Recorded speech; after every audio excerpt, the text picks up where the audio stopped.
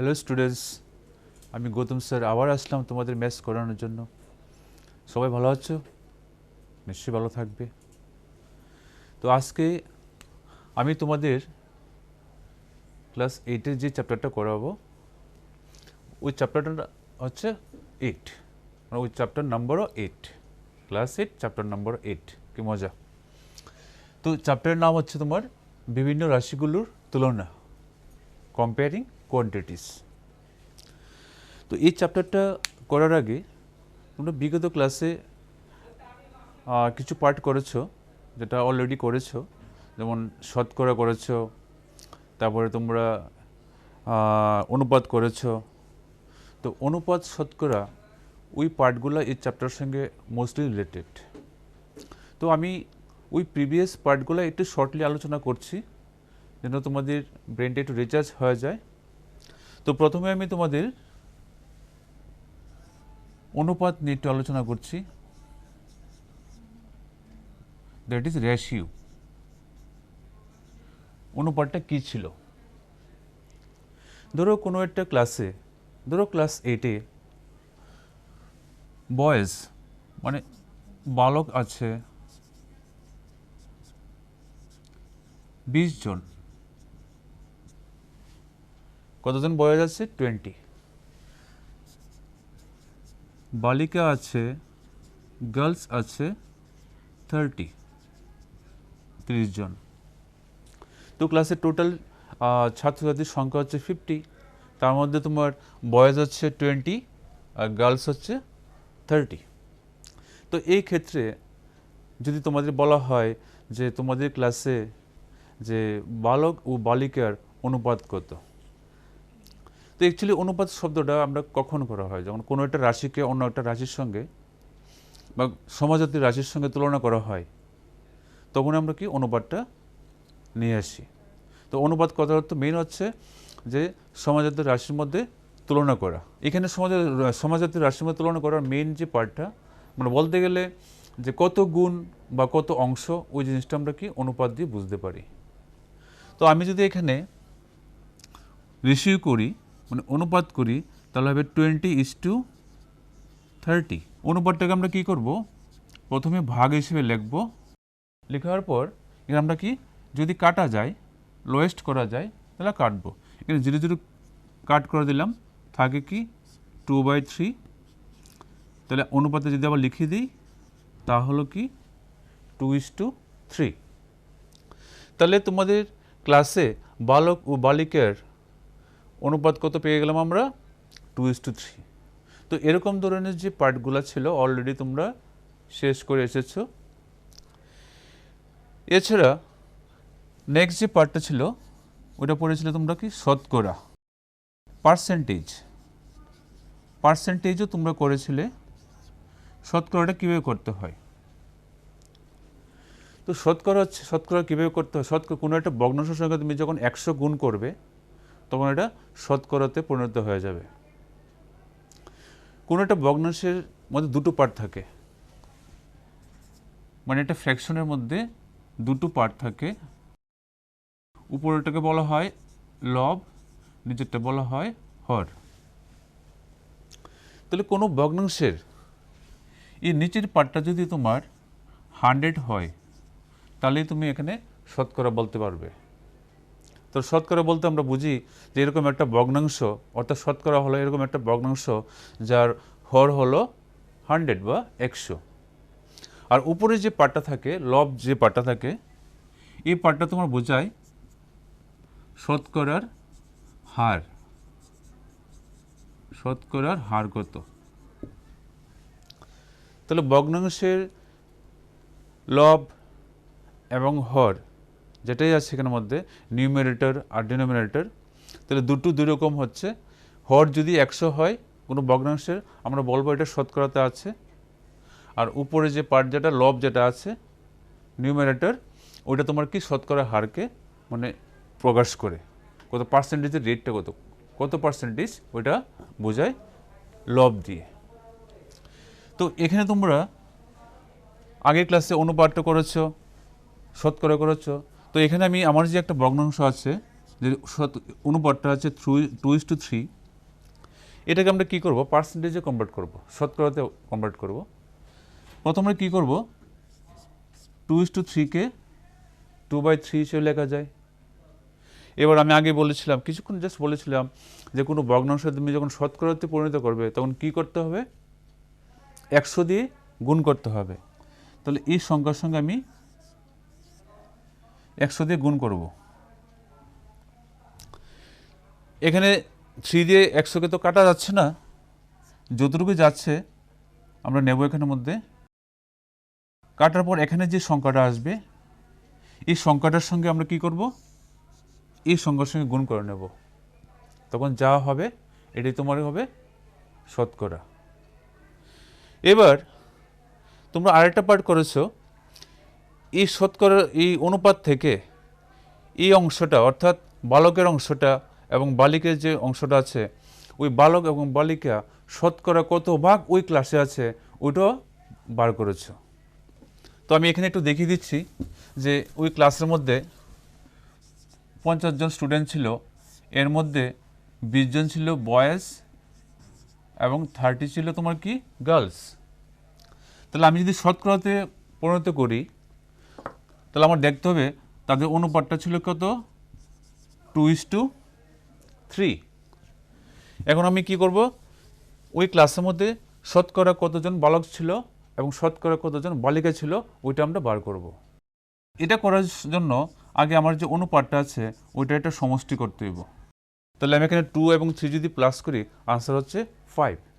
অর্থাৎ বালকের যে পার্টটা আছে এটা হচ্ছে তোমার কি 2/5। 5-এর মধ্যে 2 হচ্ছে বালকের অংশ। এবার আমরা এটাকে শতকরাতে নেব। শতকরাতে যদি নেই, সিম্পল কি করব, 100 দিয়ে গুণ করব আর শতকরার চিহ্নটা দেব। তাহলে আমরা এখানে 5 দিয়ে 100-কে কাটতে পারি, 20 এবং 20-র সঙ্গে 2 ইন্টু করো তাহলে হবে 40। তাহলে ওই ক্লাসে বালকের শতকরা ভাগ কত তুমি এটা পেয়ে গেলে, তাহলে শতকরা ভাগ হলো 40%। সেমভাবে বালিকার পার্টটা আমরা বার করতে পারবো। বালিকার পার্টটা হচ্ছে 3/5, তাহলে 3/5 ইন্টু 100। এখন আমরা কি কাটবো, তাহলে হবে 20 ইন্টু 3 60।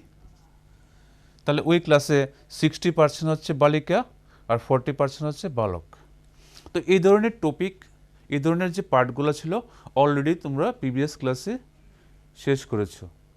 তো এই চ্যাপ্টারের মধ্যে আমরা আরও অন্য কিছু পার্ট নিয়ে আলোচনা করব যেটা শতকরা এবং অনুপাতের সঙ্গে রিলেটেড। তাহলে ওই পার্টগুলো কি কি আমি 1 বাই 1 তোমাদের দেখাচ্ছি।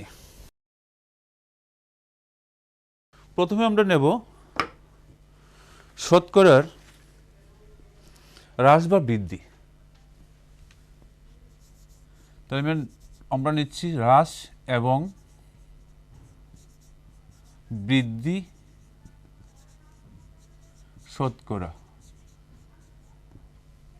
অর্থাৎ ডিক্রিজ অ্যান্ড ইনক্রিজ পার্সেন্টেজ। শতকরা কখন হ্রাস হয় কখন বৃদ্ধি হয়, কীভাবে করতে হয় হ্রাস বৃদ্ধি নিয়ে, এটার উপরে শর্টলি একটু আলোচনা করছি। ধরো একটা বাইকের দাম গত বছর, একটা বাইকের দাম গত বছর ছিল 34,000 টাকা। আমি সিম্পল নিয়ে নিলাম, একটা বাইকের দাম গত বছর ছিল 34,000 টাকা। এই বছর এই বাইকের দামে এর দাম 20% বেড়ে গেল, 20% বৃদ্ধি পেয়ে গেল।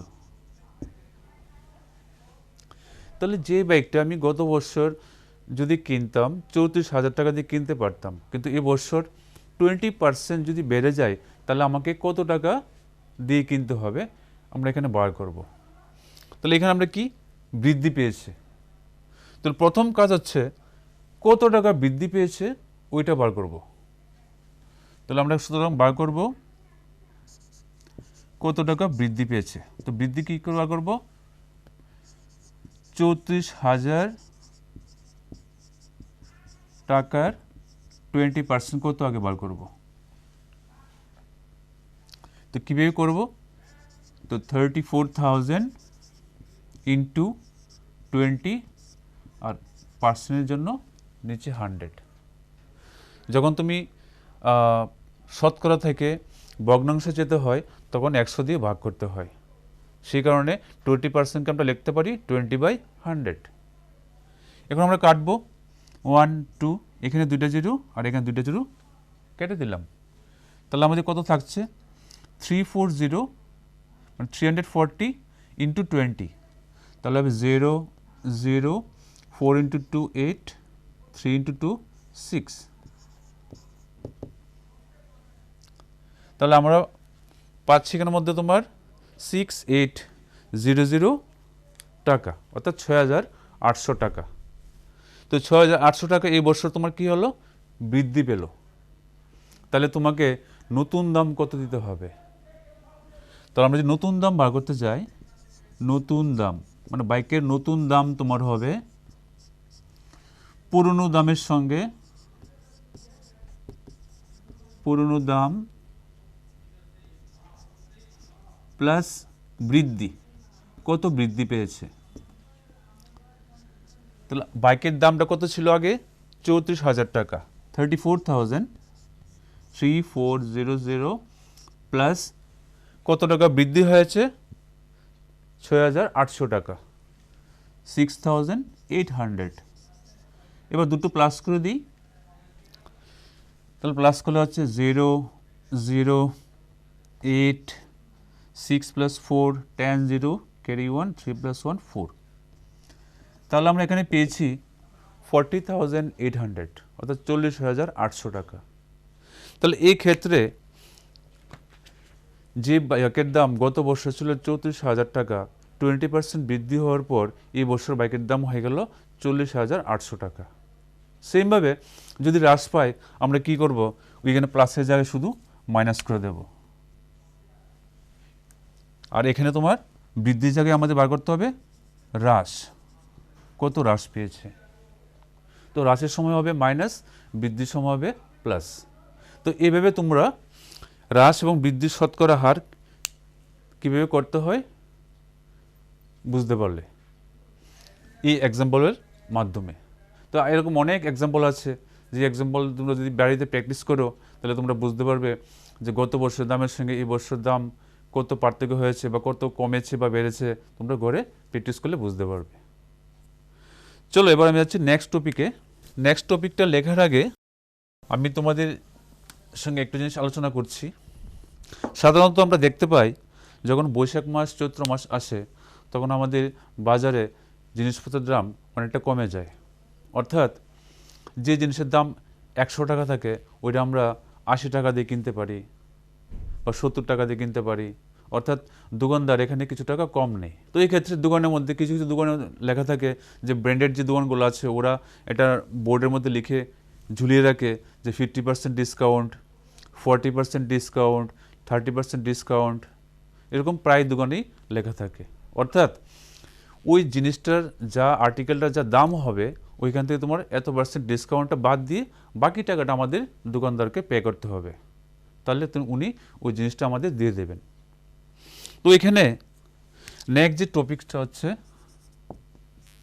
ছাড়, ডিসকাউন্ট এবং আরেকটা পার্ট হচ্ছে কর, ট্যাক্স। অনেক সময় দেখা যায় আমরা সাধারণত যখন ওষুধের দোকানে যাই তখন দোকানদার কিন্তু আমাদের থেকে কর নেয়, ওইখানে যা বডি প্রিন্ট থাকে ওই ওই পার্টটা থেকেও একটু বেশি হয়তো বা আমাদের পে করতে হয় কোনো কোনো কারণে, বা এটা হয়তো বা অলরেডি আগের থেকেই এরকম সিস্টেম হয়ে এসেছে, ওইখানে একটা তারা ট্যাক্স নেয়।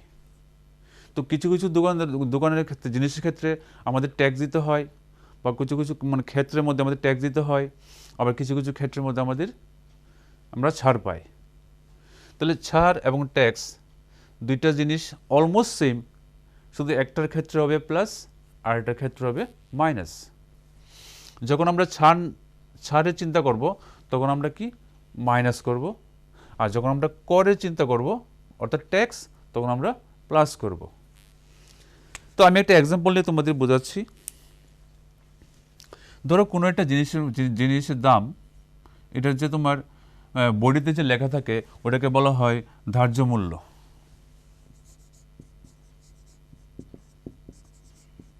সাধারণত আমরা এটাকে বডি প্রিন্ট বলি।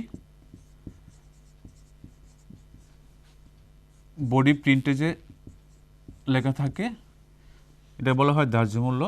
সাধারণত তুমি একটা পেস্টটি কিনতে গেলে, ভালো একটা পেস্ট কিনতে গেলে তো এখানে লেখা আছে তোমার 100 রুপিস, 100 টাকা। তো এখানে দোকানদার তোমাকে বলল এখানে তোমাকে উনি ছাড় দেবেন 10%,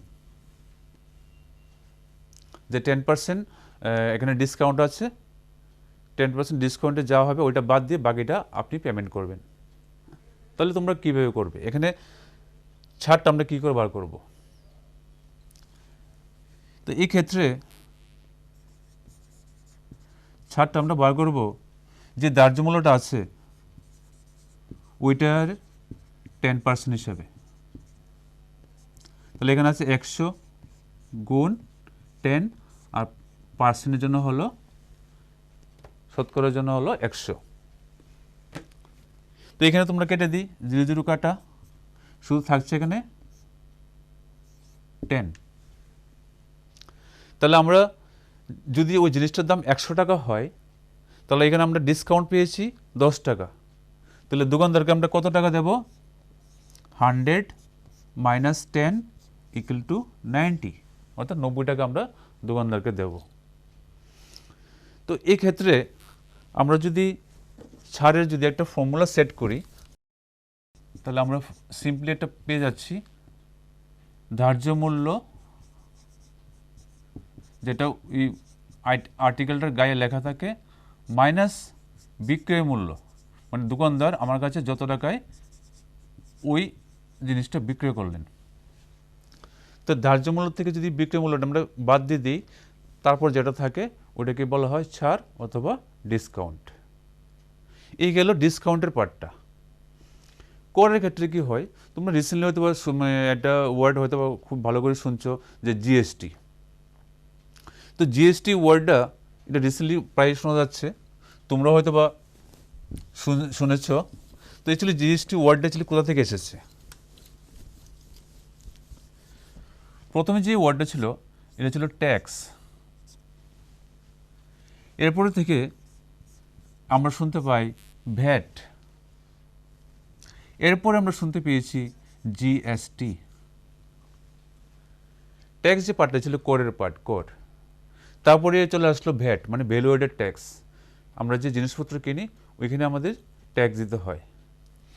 এখন এটাকে চেঞ্জ করে আবার হয়ে গেছে জিএসটি, এটা হচ্ছে গুড অ্যান্ড সেলিং ট্যাক্স যেটা বলা হয় কি।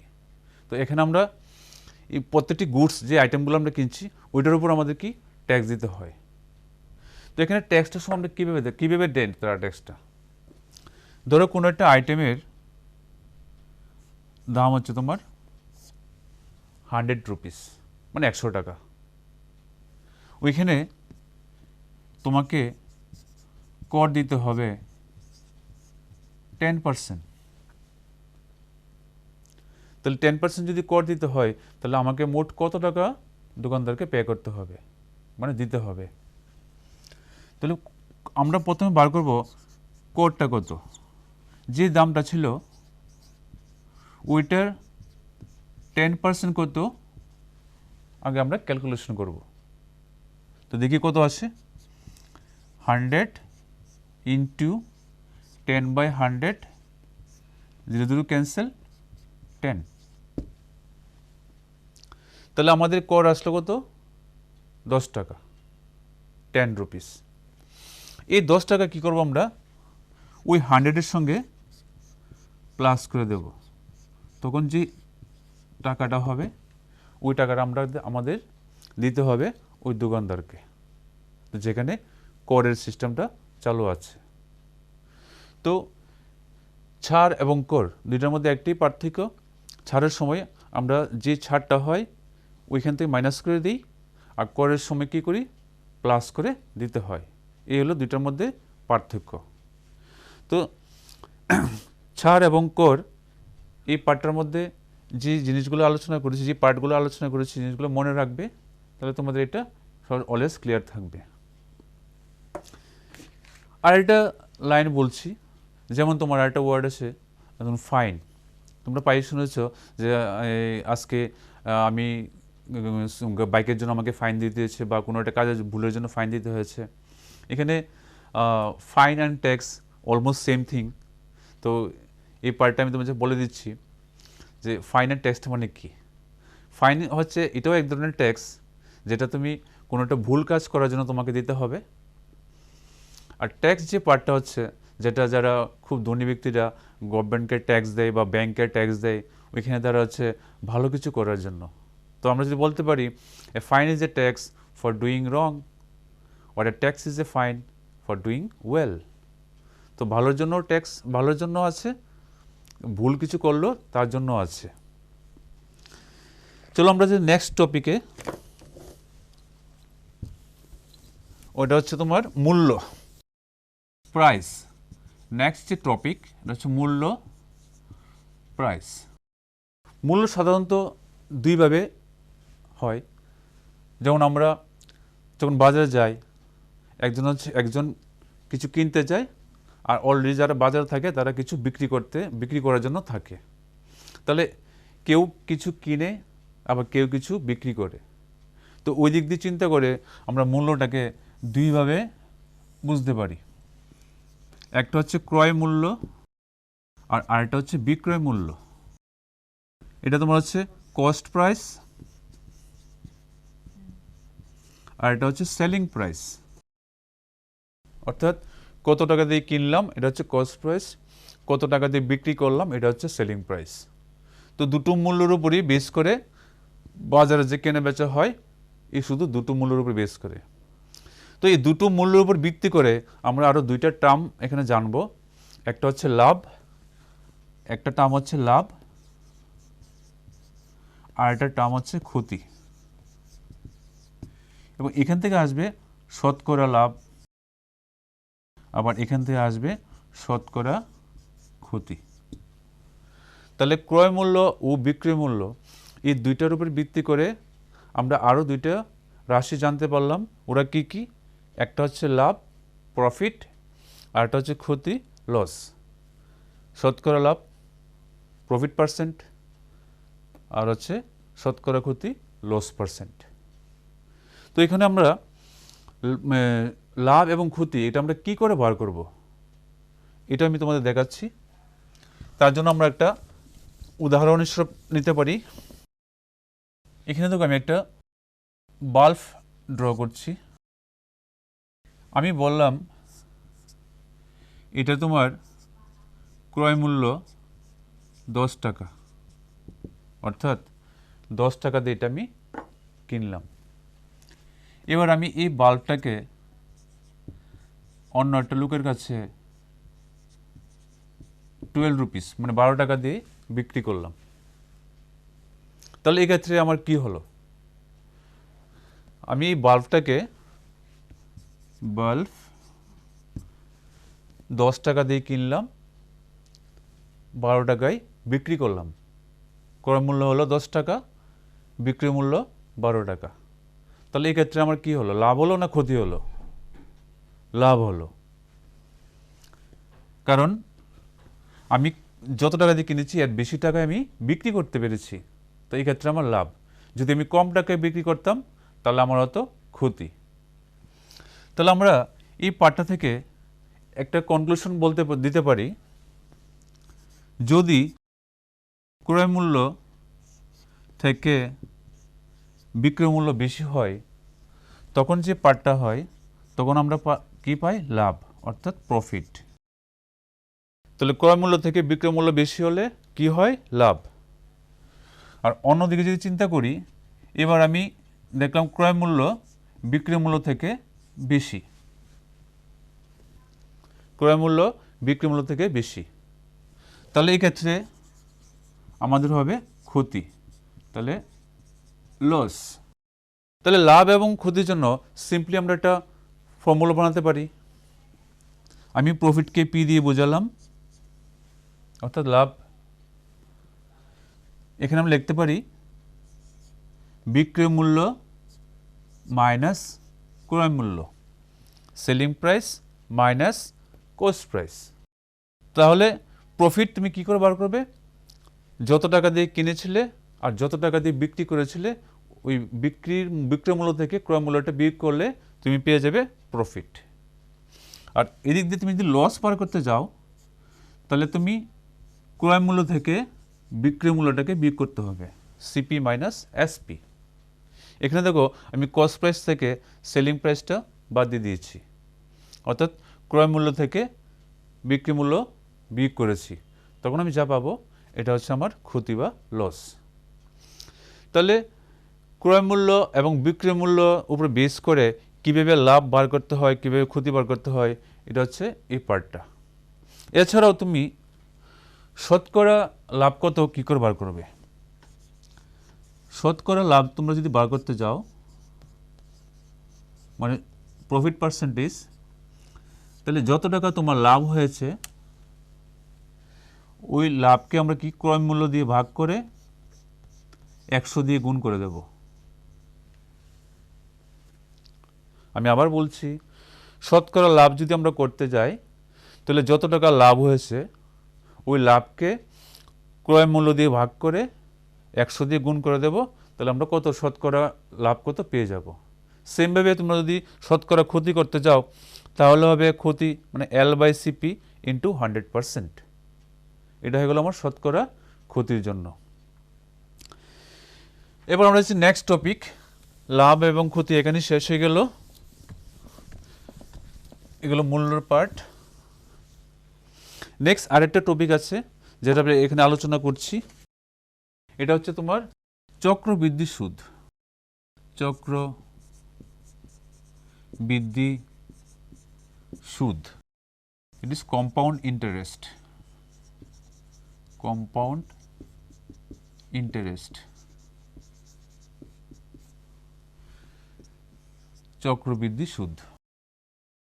সাধারণত তোমরা সরল সুদ তোমরা ক্লাসে করেছো, আগে করেছো, যেখানে তোমার যে ফর্মুলাটা ছিল তোমরা পেয়েছিলে আসল ইন্টু টাইম ইন্টু সুদের হার বাই 100। এই ফর্মুলা দিয়ে তোমরা সরল সুদ করেছিলে। আমরা যখন ব্যাংকে কিছু টাকা রাখি বা ব্যাংক থেকে যখন আমরা কিছু লোন নেই তখন কিন্তু আমাদের ক্ষেত্রে যে সুদের যে পার্টটা হয় ওটা কিন্তু তোমার সরল সুদও হয় আবার চক্রবৃদ্ধি সুদও হয়। তো সাধারণত যখন লোন নেওয়া হয় ব্যাংক থেকে তখন তোমার চক্রবৃদ্ধি সুদেই হিসাবটা করা হয়।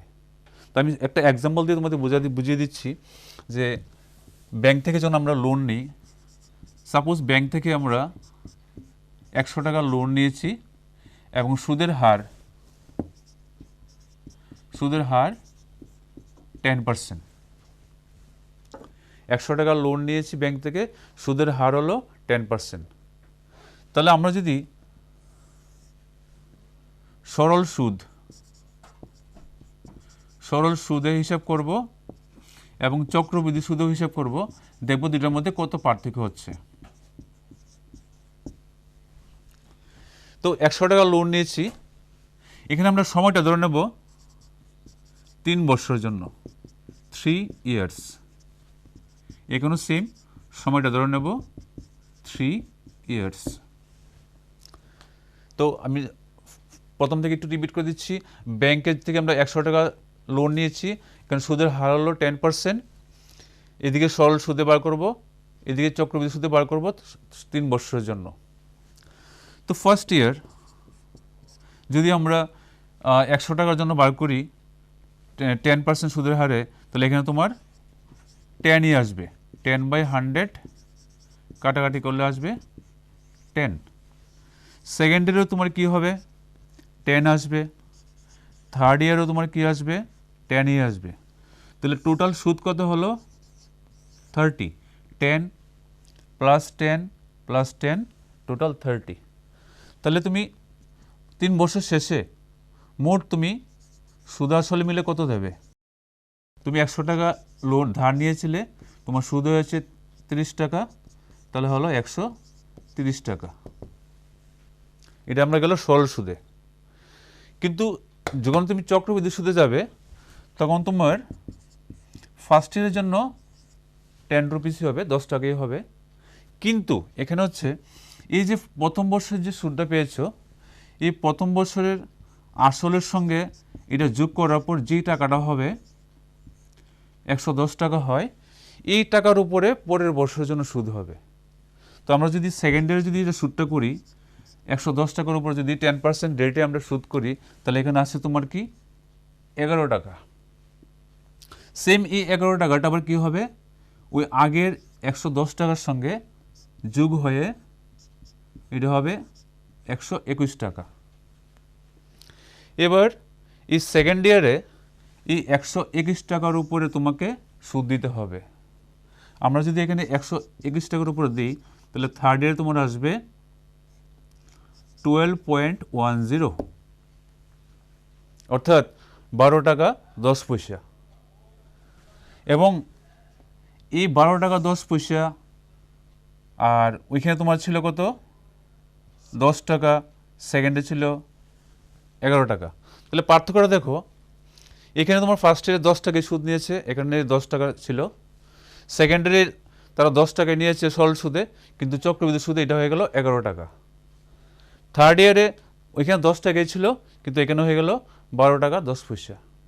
তাহলে এই ক্ষেত্রে যদি তুমি সুদ আসলে মিলে দিতে চাও, অবশ্যই তোমার 130 টাকা থেকে বেশি হয়ে যাবে। কারণ আমরা যদি 3টা যোগ করি এই 30 থেকে বেশি হবে, এবং সুদের সঙ্গে তুমি যদি এই লোনের টাকার সঙ্গে যোগ করো তাহলে এটা এই 130 থেকে বেশি হবেই। তাহলে ব্যাংক তোমার কি করে সবসময় চক্রবৃদ্ধি সুদ হারে আমাদের থেকে সুদ আসলে টাকাটা নেয়। তো সরল সুদ এবং চক্রবৃদ্ধি সুদ এই চ্যাপ্টারের একটা পার্ট, তোমরা এটা ভালো করে ঘরে প্র্যাকটিস করবে। এবং এটা বার করার জন্য একটা ফর্মুলা আছে, এই ফর্মুলাটা আমি শর্টলি একটু বলে দিচ্ছি, এবং এই ফর্মুলা দিয়েও করা যায়। অ্যাকচুয়ালি কম্পাউন্ড ইন্টারেস্ট যখন করতে হয় চক্রবৃদ্ধি সুদ, এখানে এ মাইনাস পি, অর্থাৎ এখানে এ দিয়ে হচ্ছে অ্যামাউন্ট তোমার হচ্ছে সুদ আসল, আর পি দিয়ে হচ্ছে প্রিন্সিপাল অর্থাৎ আসল। এটা হচ্ছে যত টাকা আমরা লোন নেব। আর এই অ্যামাউন্টটা বার করার জন্য পার্টিকুলারিটি ফর্মুলা আছে P into r/100 whole to the power n। এখানে এনটাকে বলা হয় সুদ পর্ব, অর্থাৎ তুমি 3 মাসের জন্য নিয়েছো, না 6 মাসের জন্য নিয়েছো, না 1 বছরের জন্য নিয়েছো, ওই পর্বটাকে বলা হয় এন। আর আরকে বলা হয় সুদের হার রেট, আর এটা হচ্ছে আসল পি, এদের হচ্ছে সুদ আসল মানে অ্যামাউন্ট। এই ফর্মুলা ব্যবহার করে আমরা কি চক্রবৃদ্ধি সুদ বার করতে পারি। তো আজকে এই চ্যাপ্টারের মধ্যে এতটুকুই ছিল। তো ভালো করে যা যা আলোচনা করেছি তোমরা কবিতা নিশ্চয়ই উঠে নিয়েছো, বাইরে গিয়ে প্র্যাকটিস করবে। তো আজকের জন্য আমি এখানেই শেষ করছি। বাই।